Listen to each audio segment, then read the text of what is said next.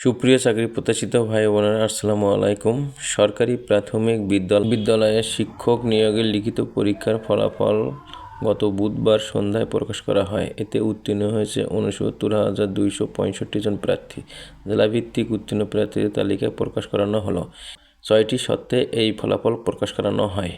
বিজ্ঞপ্তিতে বলা রয়েছে, ১ নম্বর, এই ফলাফল সাময়িক ফলাফল হিসেবে গণ্য হবে এবং এই ফলাফলের ভিত্তিতে আপনি কেবলমাত্র মৌখিক পরীক্ষায় অংশগ্রহণ করতে পারবেন।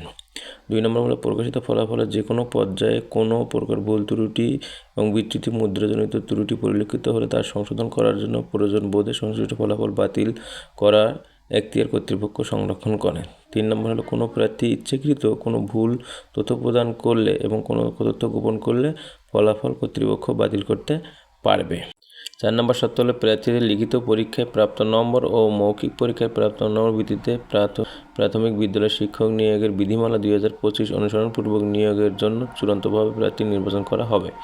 ৫ নম্বর হচ্ছে, মৌখিক পরীক্ষার স্থান, তারিখ এবং সময় সংশ্লিষ্ট জেলা প্রাথমিক শিক্ষা অফিসের ওয়েবসাইটে নোটিশ বোর্ডে প্রকাশ করানো হবে।